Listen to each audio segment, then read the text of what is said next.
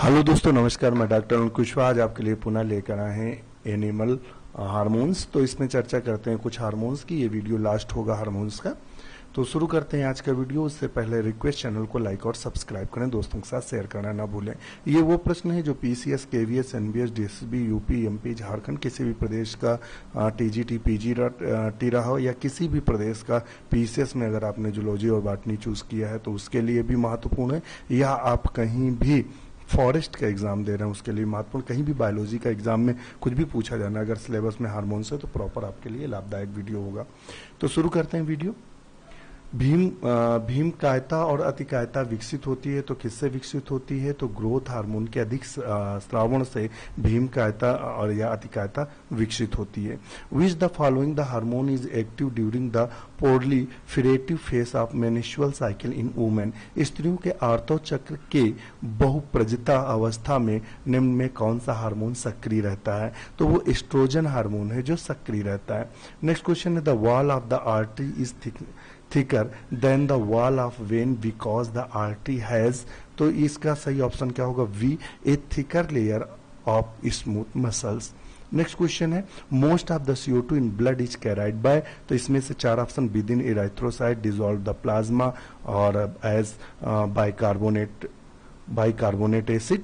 तो इसका सही ऑप्शन सी ही होगा, बाइकार्बोनेट के रूप में निकलता है। Transport CO2 maximum through the bicarbonate. Heparin which prevent the formation of clot in the circulatory system is produced by, तो सही ऑप्शन इसका होगा वैसोफिल। चूंकि वैसोफिल्स में मास्ट सेल्स होती हैं जिनसे हिपायरिन, हिस्टामिन और सेरोटोनिन का वहन करती हैं, अतः संभवतः ये रुधिराणु रक्त में मास्ट कोशिकाओं के ही प्रतिनिधित्व होते हैं। नेक्स्ट क्वेश्चन है, prostaglandins were first found in, तो ये कहाँ हमें देखने को मिलती है? तो ये सेमिनल फ्लूइड बता रहा है, वैसे यहाँ इसका ऑप्शन सेमिनल फ्लूइड है। प्रोस्टाग्लैंडिन पहली बार वीर्य द्रव्य में पाया गया था। जिन महिलाओं में प्रोस्टाग्लैंडिन पाया जाता है उनमें संकुचन अधिक होने के कारण मासिक धर्म में दर्द अधिक होता है। पीरियड्स में होने वाली उल्टी, दस्त, सिर दर्द के लिए प्रोस्टाग्लैंडिन जिम्मेदार है। नेक्स्ट क्वेश्चन है, albinism is due to absence of, albinism की अनुपस्थिति का कारण होता है तो क्या होता है? सिंपल सी बात है, मिलेनिन। मिलेनिन कलर है जो बॉडी को रंग प्रदान करता है। एल्बिनिज्म मिलेनिन नामक रंगा पदार्थ की कमी के कारण होता है, जिसमें देखा होगा व्हाइट धब्बे पूरे शरीर में पड़ जाते हैं ना, सफेद दाग, तो वो उसे एल्बिनिज्म बोलते हैं।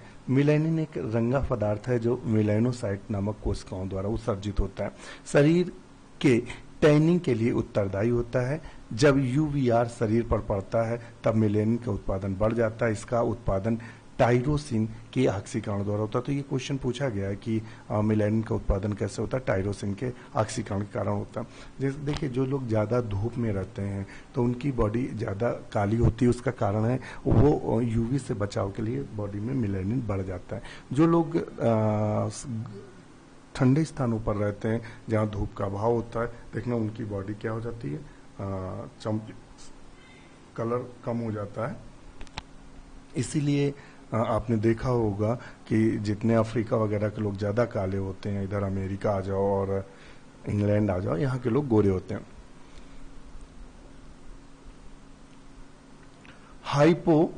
हाइपोफाइसेक्टोमी से होता है, हाइपोफाइसेक्टोमी से होता है हृदय का दौरा, तीव्र पाचन, मृत्यु, रिजेनरेशन, रिप्रोडक्टिव फंक्शंस। तो इसका ऑप्शन डी सही है। हाइपोफाइसेक्टोमी से प्रजनन क्रिया में शिथिलता आती है। यह रोग पिट्यूटरी ग्रंथि को शरीर से निकाल देने से होता है।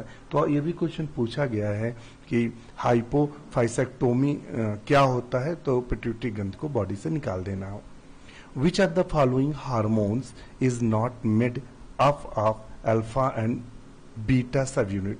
निम्न में कौन सा हार्मोन अल्फा और बीटा उपइकाइयों का नहीं बना होता? बहुत अच्छा क्वेश्चन है, एलटी में पूछा गया, मतलब काफी स्तरीय क्वेश्चन है। तो इसका ऑप्शन डी सही है, प्रोलैक्टिन। पिट्यूटरी ग्लाइकोप्रोटीन हार्मोन दो विभिन्न उपइकाइयों का बना होता है जिसमें अल्फा और बीटा सब यूनिट होती हैं। अल्फा सब यूनिट सभी follicle stimulating hormone, luteinizing hormone और TSH में उभयनिष्ठ होता है, जबकि बीटा सब यूनिट प्रत्येक इस हार्मोन के लिए विशिष्ट होता है। FSH, LSH और TSH अल्फा और बीटा सब यूनिट का बना होता है, जबकि प्रोलैक्टिन हार्मोन में अल्फा और बीटा सब यूनिट नहीं पाई जाती हैं। रेनिन का स्रावण होता है, तो रेनिन का स्रावण कहाँ से होता है? तो रेनिन का स्रावण क्या होता है? तो जस्टा ग्लोमेरुलर सेल से होता है। रेनिन का स्रावण किडनी के गुच्छांश कोशिकाओं से स्रावित होता है। जक्सा ग्लोमेरुलर कोशिका मॉकुला डेंसा के संकेत से उत्तेजित होकर रेनिन हार्मोन का स्रावण करती हैं। हार्मोन्स फॉर प्रेगनेंसी टेस्टिस, तो कौन सा हार्मोन होता है? SCG होता है कि जैसे किसी को प्रेगनेंसी आती है तो जो प्रेगनेंसी किट आती है जिससे टेस्ट किया जाता है कि प्रेगनेंसी पॉजिटिव है या नेगेटिव है, तो जैसे ही प्रेगनेंसी आती है तो क्या होता है कि उसमें SCG मूत्र के साथ आना शुरू हो जाता है। मूत्र के साथ SCG निकलता है, तो जैसे ही किट चूंकि SCG के लिए संवेदनशील होती है, तो जैसे ही SCG उसमें पड़ता है वैसे ही वो पॉजिटिव दिखाता है। तो उसमें जो जांच होती है वो SCG की वजह से होती है। तो ऑप्शन डी सही होगा। Which of the following hormone does not bind to intracellular receptor, निम्न में कौन हार्मोन अंतः कोश की ग्राही से संलग्न नहीं होता है? तो इसका ऑप्शन क्या सही है?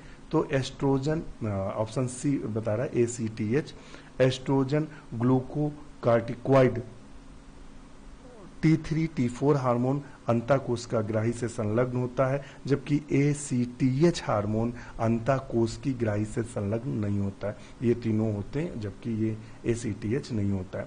पैंक्रियाटिक सोमैटोस्टेटिन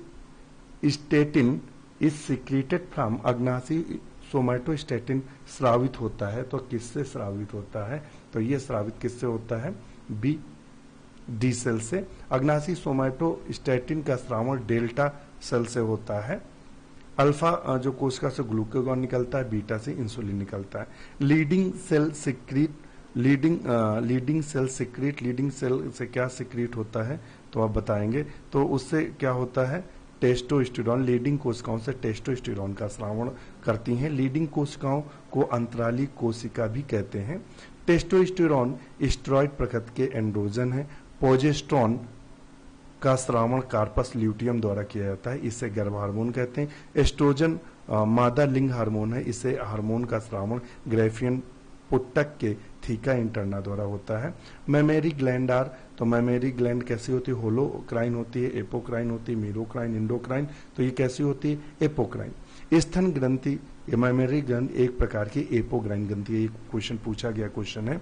इस ग्रंथि के श्रावण में ऊपरी हिस्सा यानी एपिकल पार्ट ही भाग लेता है। तो ये आप ध्यान रखिएगा, जो मेमेरी ग्लैंड होती है, दुग्ध ग्रंथियां होती है, वो एपोक्राइन ग्रंथियां होती हैं। तो इसी के साथ वीडियो खत्म होता है। हमारा नया वीडियो आता है एम्ब्रियोनिक डेवलपमेंट या भ्रूणी विकास। अब हम आपको नया वीडियो उपलब्ध कराएंगे भ्रूणी विकास।